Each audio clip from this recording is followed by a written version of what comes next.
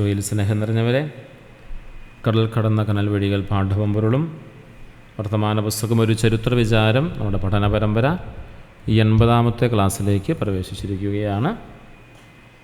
78ാമത്തെ പാഠമാണ് നമ്മൾ പഠന വിധേയമാക്കുക. പേജ് നമ്പർ 481 മുതൽ 486 വരെയുള്ള ഭാഗങ്ങളിലാണ് ഇന്നത്തെ 78ാമത്തെ പാഠം ഉള്ളത്. ഒരു നിമിഷം നമുക്ക് പ്രാർത്ഥനാപൂർവമായിരിക്കാം. ഈശോയെ, ഈ നാളുകളിൽ പ്രത്യേകിച്ച് തമ്പുരാൻ്റെ വലിയ കൃപയെ മനസ്സിലാക്കിക്കൊണ്ട് പാറേമക്കൾ തോമകത്തനാരും കൂട്ടരും നടത്തിയ യാത്രയും മലബാർ സഭയ്ക്ക് നേരിട്ട വെല്ലുവിളികളും സഭയോടുള്ള പൂർവ്വപിതാക്കന്മാരുടെ സ്നേഹവും കരുതലുമെല്ലാം ഈ കഴിഞ്ഞ നാളുകളിൽ ഈ പാഠപുസ്തകത്തിലൂടെ ഞങ്ങൾ പഠിക്കുവാനായിട്ട് ധ്യാനിക്കുവാനായി സാധിച്ചു. ഈശോയെ, ഈ നാളുകൾ നീ സംരക്ഷിച്ചതിനും പരിപാലിച്ചതിനും കാത്തുസൂക്ഷിച്ചതിനും ഞങ്ങൾ നന്ദി പറയുന്നു. സഭയെ കൂടുതൽ മനസ്സിലാക്കുവാനും തിരിച്ചറിയുവാനുള്ള കൃപയും അനുഗ്രഹവും ഇനിയും ഞങ്ങൾക്ക് നൽകണമേ. അമ്മേ മാതാവേ, ഞങ്ങൾക്ക് വേണ്ടി മാധ്യസ്ഥം വഹിക്കണമേ. മാറിയോസേപ്പെ, ഞങ്ങൾക്ക് വേണ്ടി മാധ്യസ്ഥം വഹിക്കണമേ. പ്രിയ സഹോദരങ്ങളെ, നമ്മുടെ പഠനത്തിൻ്റെ അവസാന ഭാഗങ്ങളിലേക്ക് നമ്മൾ പ്രവേശിച്ചിരിക്കുകയാണ്.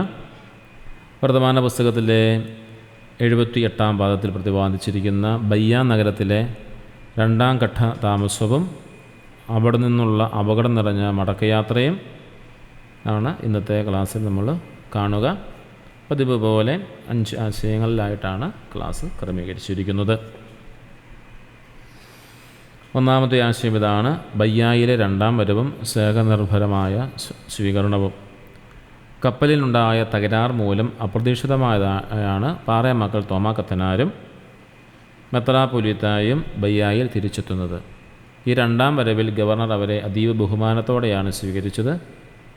മെത്രാപ്പൊലീത്തയ്ക്ക് യാത്ര ചെയ്യാൻ ഗവർണർ തൻ്റെ തേര് വിട്ടുകൊടുക്കുകയും അദ്ദേഹം താമസിക്കുന്ന വീട്ടിൽ നേരിട്ടെത്തി സംസാരിക്കുകയും ചെയ്തിരുന്നു. വികാരി ജനറലിൻ്റെ നിർദ്ദേശപ്രകാരം യൂസെ പിരസ എന്ന രാജമന്ത്രിയുടെ വീട്ടിലാണ് അവർ താമസിച്ചത്. മുമ്പ് അവിടെ വന്നപ്പോൾ പരിചയപ്പെട്ട ആളുകളും സ്നേഹിതന്മാരും സമ്മാനങ്ങളുമായ മെത്രാപ്പൊലീത്തയെ സന്ദർശിച്ചത് അവരുടെ സാമൂഹികമായ സ്വീകാര്യതയെ വ്യക്തമാക്കുന്നതാണ്. രണ്ടാമത്തെ ആശയം ഇതാണ്: കപ്പലിൻ്റെ തകരാറും പരിഭ്രാന്തിയും. തുറമുഖത്ത് നങ്കൂരമിട്ടിരുന്ന കപ്പൽ അപ്രതീക്ഷിതമായി നിലത്ത് മുട്ടുകയും പലകകൾ അടർന്നു മാറുകയും ചെയ്തത് വലിയ ആപത് സൂചനയായിരുന്നു. കപ്പൽ തകർന്നുവെന്ന് കരുതി എല്ലാവരും ഭയപ്പെട്ടു. കപ്പിത്താൻ സഹായത്തിനായി തോക്ക് നിറയൊഴിച്ച്, അതായത് അക്കാലത്തെ ഒരു അപായ സൂചനയാണ്. അപ്പോൾ ഗവർണർ നേരിട്ടെത്തി മെത്രാപ്പൊലീത്തയെ സുരക്ഷിതമായി തൻ്റെ വീട്ടിലേക്ക് മാറ്റുന്നു.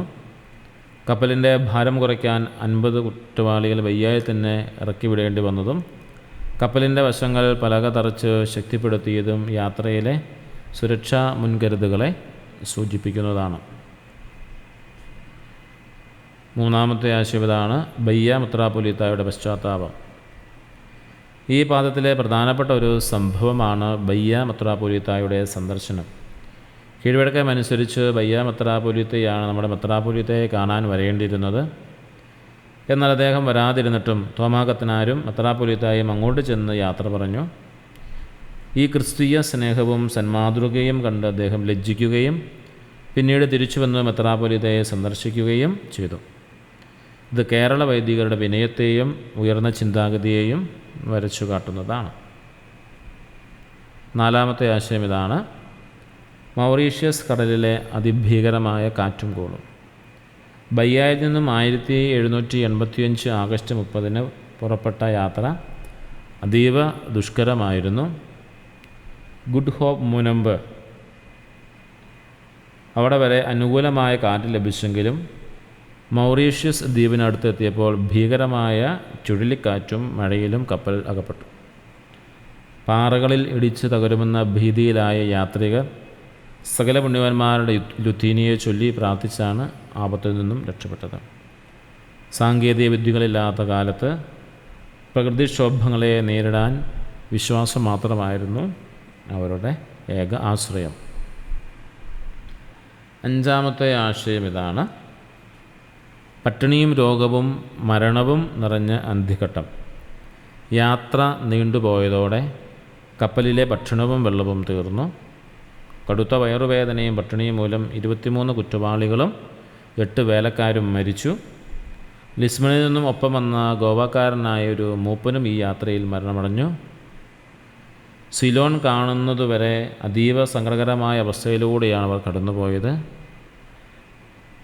കടലിൽ കണ്ട ഫ്രഞ്ച് കപ്പലുകളിൽ നിന്നും കോഴികളെയും ആടിനെയും വാങ്ങിയാണ് അവർ വിശപ്പടക്കിയത്.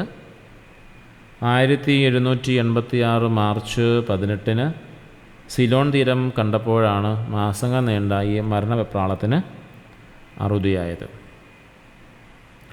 78-ാം ഭാഗത്തിലെ ശേഷിച്ച ഭാഗങ്ങൾ നഷ്ടപ്പെട്ടിരിക്കുന്നു എന്നാണ് പുസ്തകത്തിൽ കാണുന്നത്. തുടർന്ന് അന്ത്യപാദങ്ങൾ എന്ന് പറഞ്ഞൊരു ഭാഗമാണ് നൽകിയിരിക്കുന്നത്. അത് നമുക്ക് നാളെ കാണാം.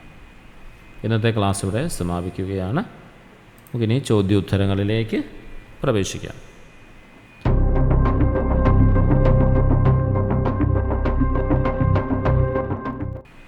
ബയ്യായിൽ തിരിച്ചെത്തിയ മെത്രാപ്പൊലീത്തായ്ക്ക് യാത്ര ചെയ്യാൻ ഗവർണർ നൽകിയ സൗകര്യം എന്തായിരുന്നു? ഗവർണർ തൻ്റെ സ്വന്തം തേര് വിട്ടുകൊടുക്കുകയും ആവശ്യാനുസരണം ഉപയോഗിക്കാൻ അനുവദിക്കുകയും ചെയ്തു.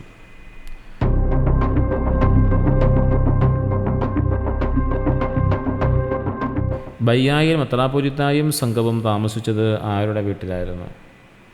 യൂസെ പിരസ എന്ന രാജ്യമന്ത്രിയുടെ വീട്ടിൽ.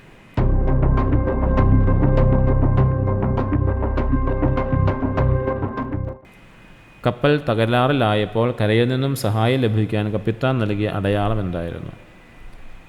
കപ്പലിലുള്ള വലിയ തോക്ക് നിറയൊഴിച്ചാണ് കരയിലുള്ളവർക്ക് സിഗ്നൽ നൽകിയത്.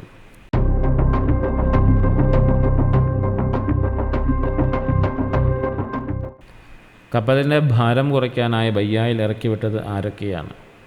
മൊസാംബിയിലേക്ക് കൊണ്ടുപോകാനിരുന്ന 50 കുറ്റവാളികളെ,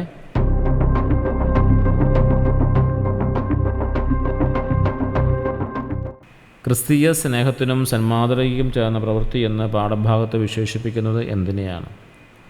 തന്നെ കാണാൻ വരാതിരുന്ന ബയ്യ മെത്രാപ്പൊലീത്തായെ അങ്ങോട്ട് ചെന്ന് കണ്ട് യാത്ര പറഞ്ഞ മെത്രാപ്പൊലീത്തായുടെ പ്രവൃത്തിയെ.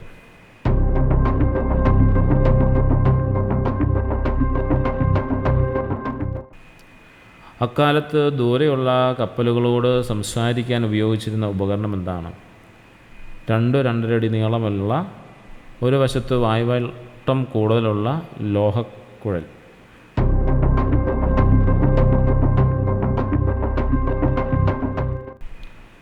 ബയ്യായിൽ നിന്നുള്ള 2ാം വട്ട യാത്ര ആരംഭിച്ചത് എന്ന്? 1785 ആഗസ്റ്റ് 30.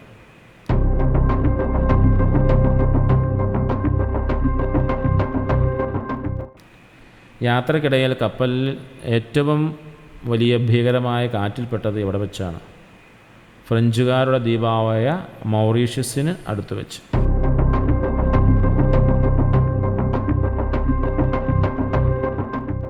കാറ്റിലും കോളിലും അകപ്പെട്ടപ്പോൾ യാത്രികർ ഭക്തിപൂർവ്വം ചൊല്ലിയ പ്രാർത്ഥന ഏതാണ്? സകല പുണ്യവാന്മാരുടെയും ലുത്തീനിയ.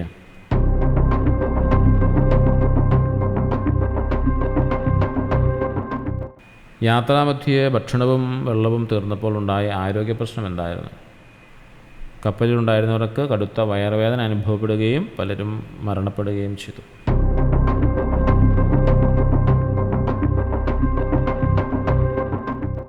കപ്പലിലെ ദീനക്കാർക്ക് ഫ്രഞ്ച് കപ്പലിൽ നിന്നും വാങ്ങിയ സാധനങ്ങൾ എന്തെല്ലാം? ഏതാനും കോഴികളെയും ഒരു ആട്ടിൻമുട്ടനെയും വാങ്ങി.